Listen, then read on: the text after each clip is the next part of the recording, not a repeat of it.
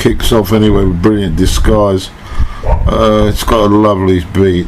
Of course, it's my interpretation is it's about his first marriage that fell apart very quickly.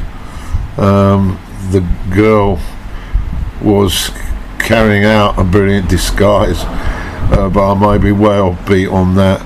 There's some lovely bit of piano on it, and it's very gentle rock, but it acts as a great opener. Of course, it was a single and a big hit in the States. So Tunnel of Love, released 1987, track listing: 1, Ain't Got You; 2, Tougher Than the Rest; 3, All That Heaven Will Allow; 4, Spare Parts; 5, Cautious Man; 6, Walk Like a Man; 7, Tunnel of Love; 8, Two Faces; 9, Brilliant Disguise; 10, One Step Up; and 11, When You're Alone. And the last one, St. Valentine's Day. Okay, this album came out at the time that his first marriage was falling apart, and he was starting to gravitate towards his second and, one assumes, last wife, which was the delectable, and the name escapes me,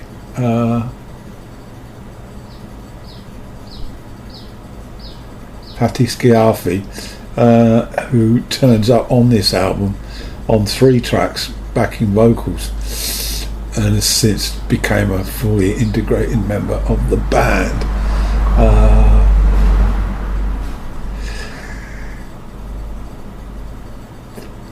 He's grown up on this album, and it very much reflects the impulsive decision to marry this girl, and it all falls apart very quickly because life on the road ain't compatible for this young woman, albeit that she's very pretty and attractive.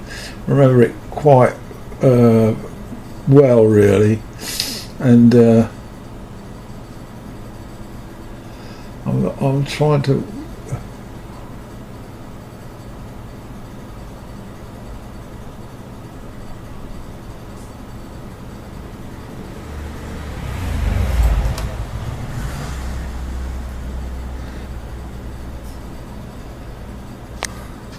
here's a reference to it from the New York Times.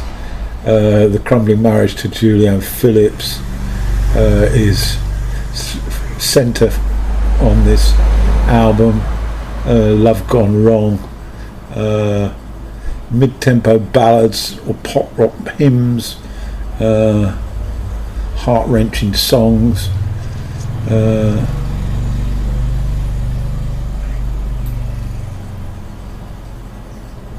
very successful album. Lots of videos, of course, particularly like the video that's now shows Tougher Than the Rest, with Patti singing alongside Bruce. The musicians on this album, well, it's the E Street Band. We've still got Denny Federici on this, of course, Clarence Clemens, and Nils Lofgren, and James Wood appears on harmonica. Bruce digs in with mandolin work, harmonica, drum machines, and of course he's very much involved in the technical part of it as well.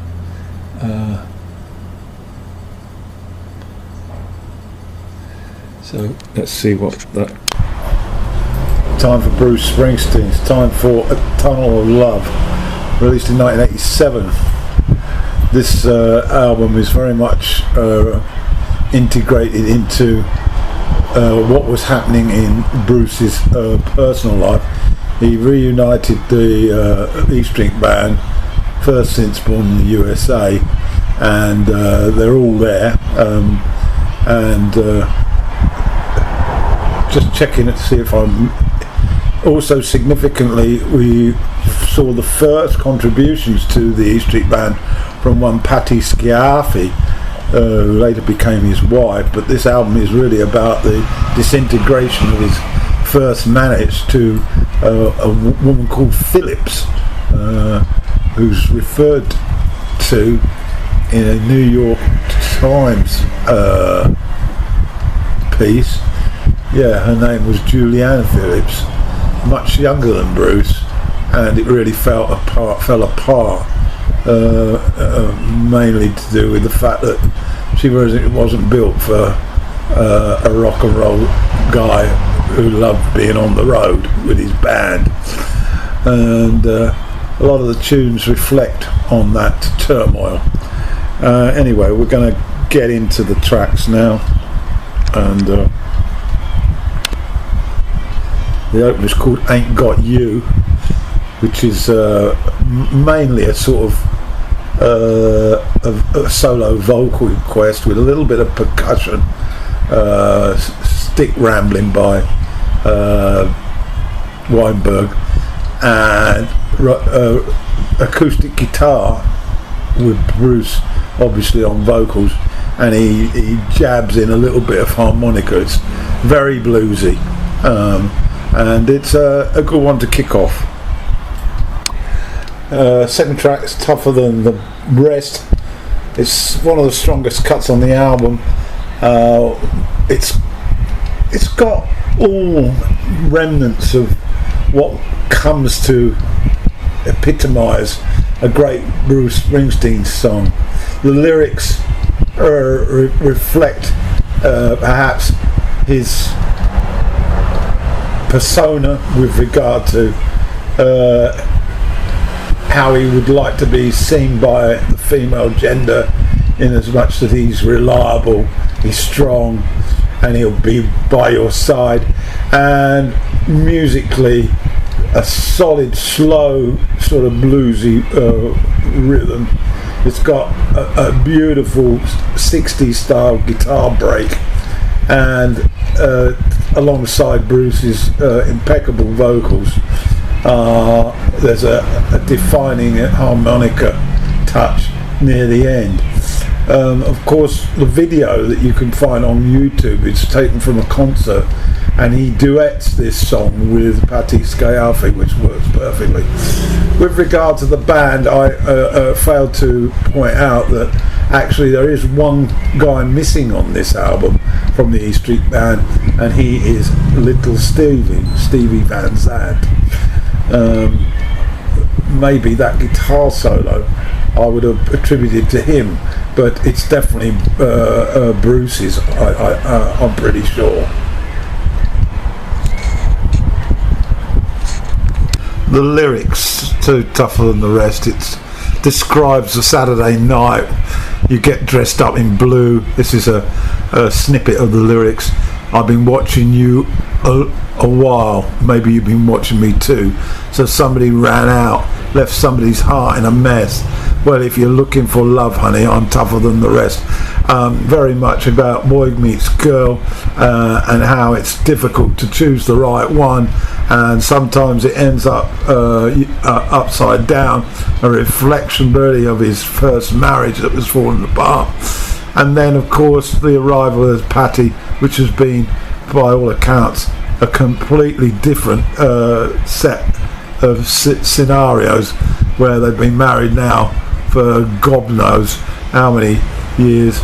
Must be at least 30 years, and they've got some wonderful children.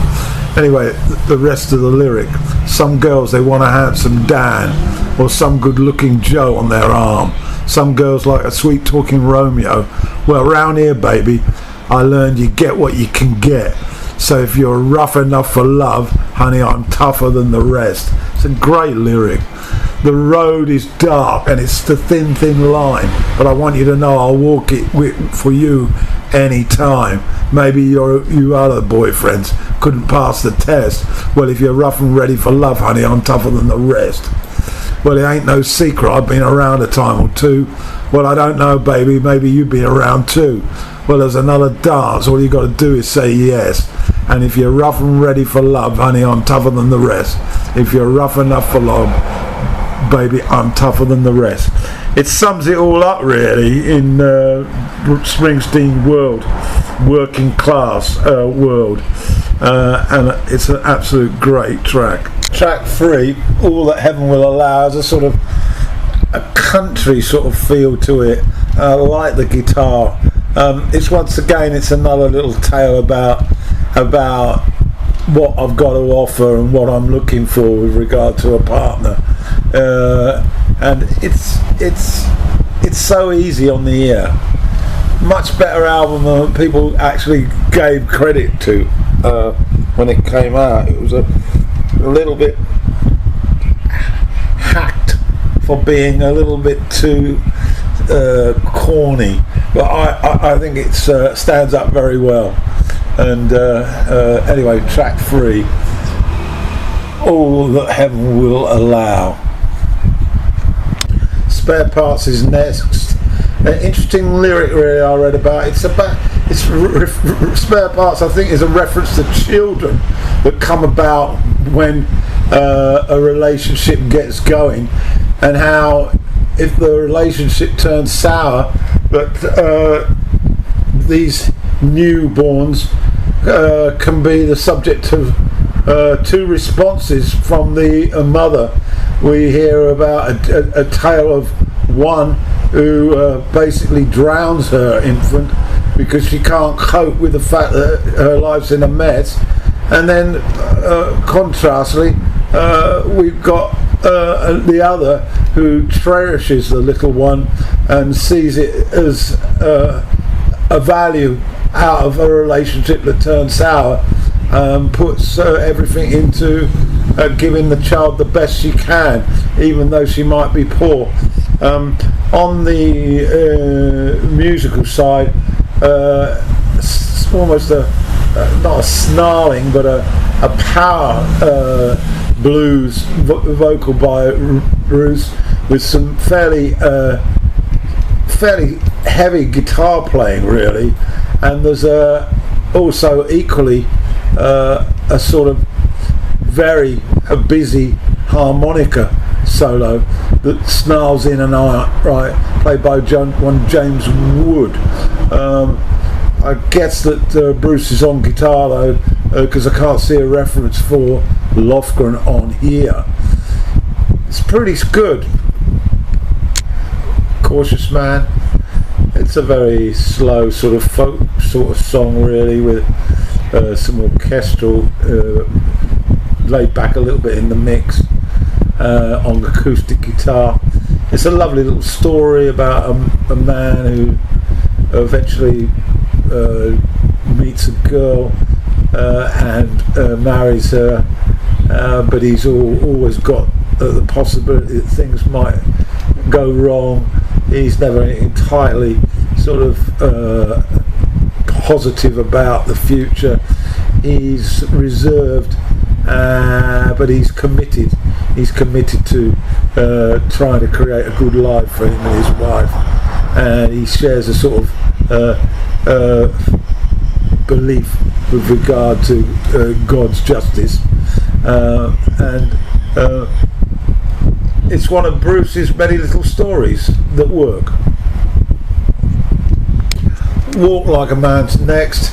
This little tale describes the peril of jumping from being a teenage lad into being a husband, and how it shakes one to the rafters as you now realise that you can't hide in play, that you've got to stand up and be counted as a man.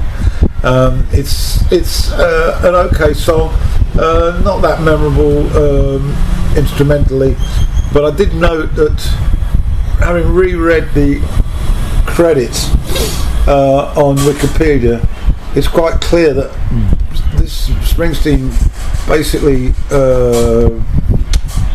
was responsible for most of the musicianship on this, and it was just the odd bit put in by the E Street Band. And on this track he appears to be on keyboards, guitars and Max appears on percussion, but the drum machine's also involved. Title track's up next. It's quite a up-tempo classic rock song. There's a great guitar solo from Lofgren on here. Paddy Scarface on backing vocals. Synthesizers from Roy Bittan, and Bruce provides the rest with a bit of percussion thrown in by Weinberg.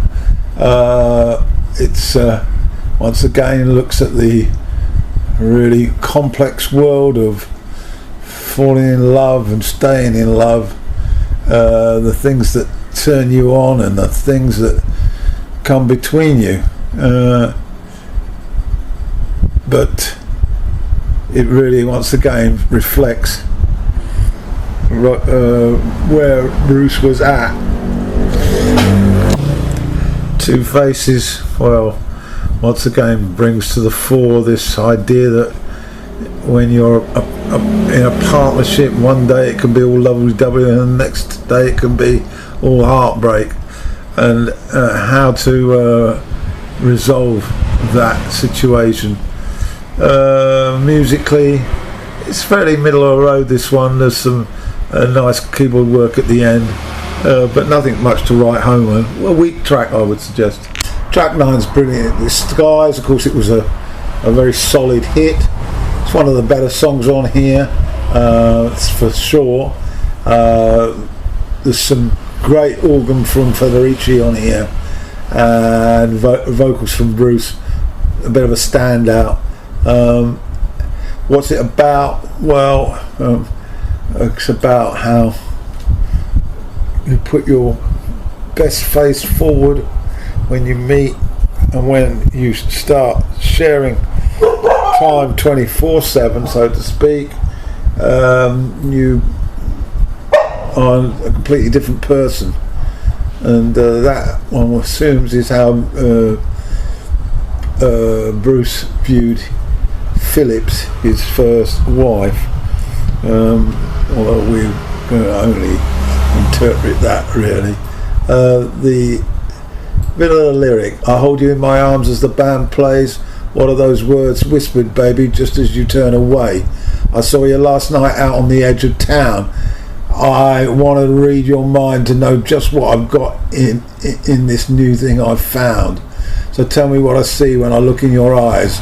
Is that you, baby, or just a brilliant disguise? Okay, I won't read it all, but you get the gist of it there. Strong words. One step up. Lyrically, it's a very sad tale about how in a relationship you keep making the same mistakes. You keep on, you don't seem to learn how to move on and improve a lot, and you just go round and round in circles. And the title, One Step Up, Two Steps Back, it becomes more and more out of your grasp, even though you want it to be better. You want the sort of fantasy to become a reality about your long lost love forever, but it's unattainable. Musically, it's a very slow sort of tone, but it's got a lot of emotion attached to it, and I like this song. I like it a lot. It's as I say, one of the stronger ones on this album. Patti Scarfi is on backing vocals here again, and what else can we highlight? Well, lead vocals from Bruce being impeccable throughout, really, and his writing, I really like the writing on here, although it's very much the same theme, the same topic. He gives it good credence, and that's what I liked about the album when it came out way back in 1987. It was not long before my frustrations of being a divorced man led to me downing tools and taking a year out to go around the world. I felt that I was doing exactly what this album was doing, one step up, two steps back, and felt, if I was ever going to attain a sort of a loving relationship, maybe I should sort of have a new look at things. And so off I breezed with my young girlfriend, and we got married in the following year in 1988 on a beach in New Zealand, and it was all very romantic. And then what followed was a complete disaster. My alcohol was such that, and my anxiety combined, such that I struggled to carry out my conjugal duties. There's a confession. Final track on most versions of this album is When You're Alone, which basically looks at the aftermath when the split has taken place and the reality sets in that even though you were bickering all the time, at least you were active. Now you're on your own, and it can be a bit of a shake-up, and that's why a lot of people really struggle with this phase, as I did. Nice guitar work on here, has to be said. Again, it's a pretty pleasant little song, and Clarence Clements, you can't catch him, but he's singing on in this, backing vocals. And what else have we got? Patti Sciarfi again, obviously leaning on Clarence in the booth in the studio. So there we have it. I couldn't catch the mandolin,